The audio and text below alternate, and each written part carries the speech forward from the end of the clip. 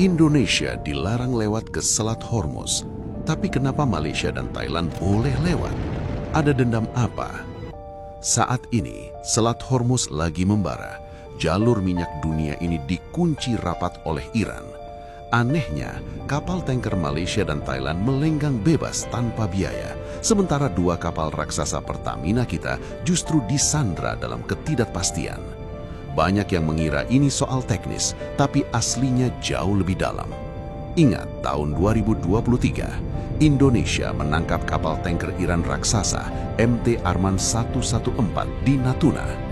Bukannya dilepaskan lewat jalur diplomasi, kapal itu justru dilelang oleh Kejaksaan Agung senilai 1,1 triliun rupiah. Uangnya masuk ke kas negara kita. Bagi Iran, ini adalah tamparan keras. Mereka merasa dikhianati oleh negara yang dianggapnya sahabat. Belum lagi soal pembatalan latihan militer bersama secara mendadak yang bikin Iran makin geram. Apakah penahanan kapal Pertamina ini adalah cara Iran menagih hutang 1,1 triliun tadi? Atau Indonesia kini sudah bukan lagi teman karena lebih takut pada tekanan Amerika? Kalau BBM kita naik, siapa yang harus disalahkan? Coba tulis teori kalian di kolom komentar. Kita yang terlalu tegas atau Iran yang baperan? Karena baru saja kemarin. Selat yang sempit tetapi sangat penting kepada dunia, Selat Hormuz sering menjadi tumpuan apabila berlaku ketegangan geopolitik antara negara-negara besar. Kawasan ini bukan sekadar laluan air biasa, tetapi nadi utama penghantaran minyak global yang menghubungkan negara-negara Teluk seperti Iran, Arab Saudi, dan Emiria Arab bersatu ke seluruh dunia. Setiap hari, jutaan tong minyak mentah melalui selat ini menjadikannya antara laluan paling kritikal dalam sistem tenaga global. Namun begitu, sejak beberapa tahun kebelakangan ini, pelbagai spekulasi mula timbul berkaitan keselamatan dan kebebasan pelayaran di Selat Hormuz. Salah satu dakwaan yang sering menjadi perbualan hangat ialah kononnya kapal minyak milik Pertamina tidak dibenarkan melalui selat tersebut. Lebih menarik, dakwaan ini dikaitkan pula dengan tindakan Indonesia pada tahun 2023 yang dikatakan pernah menahan kapal minyak dari Iran. Persoalannya, sejauh manakah kebenaran dakwaan ini? Adakah benar wujud sekatan khusus terhadap kapal Indonesia?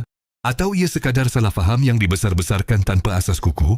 Dalam dunia yang penuh dengan maklumat bercampur antara fakta dan spekulasi, penting untuk kita menilai sesuatu isu secara rasional, berasaskan fakta sebenar dan konteks geopolitik yang lebih luas.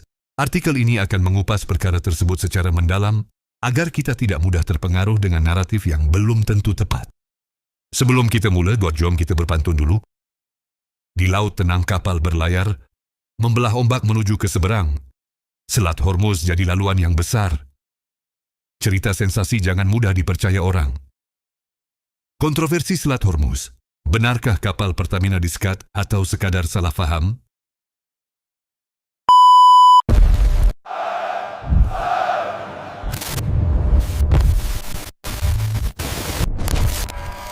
Untuk memahami isu ini dengan lebih jelas, kita perlu melihat kepada dua perkara utama. Pertama, status Selat Hormuz dalam undang-undang antarabangsa, dan kedua, insiden yang melibatkan Indonesia dan Iran pada tahun 2023. Selat Hormuz merupakan laluan antarabangsa yang berada di bawah prinsip kebebasan pelayaran.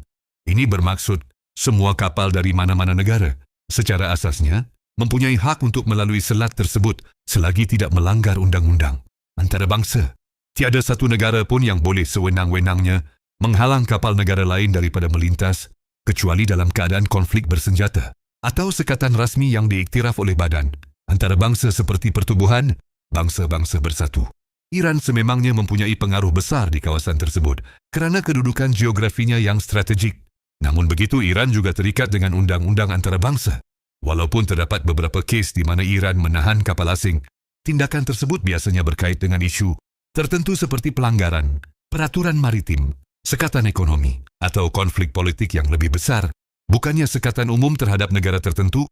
Berbalik kepada dakwaan bahawa kapal Indonesia tidak boleh melalui Selat Hormuz, setakat ini tiada bukti kukuh atau pengumuman rasmi yang menyatakan wujudnya larangan tersebut. Kapal-kapal dari Indonesia, termasuk milik Pertamina, masih beroperasi dalam laluan antarabangsa seperti biasa.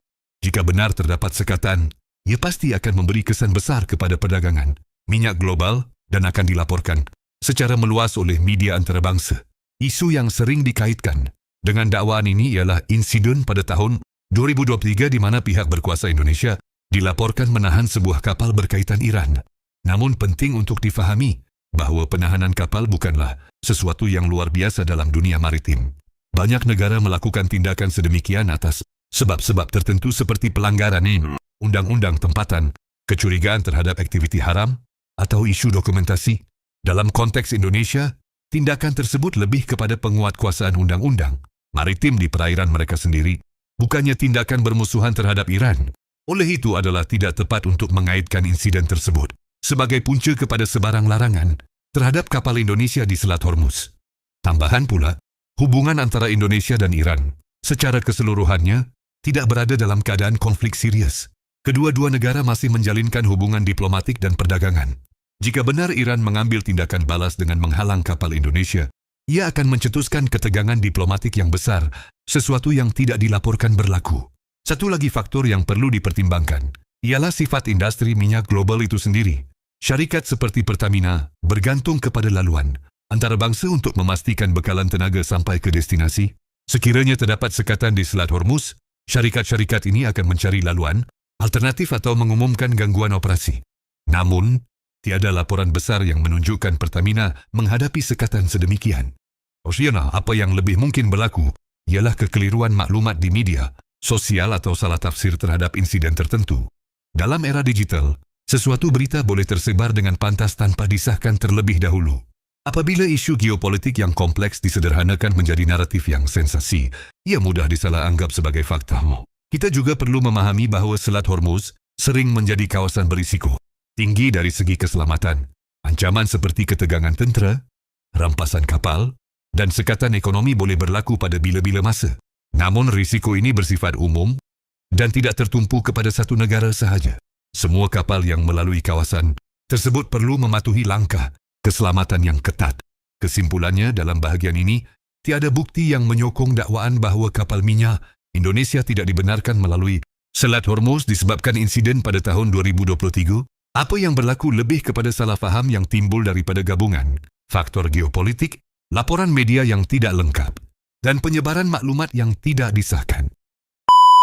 Dalam dunia yang semakin kompleks dan saling berkait, maklumat memainkan peranan yang sangat penting dalam membentuk persepsi kita terhadap sesuatu isu.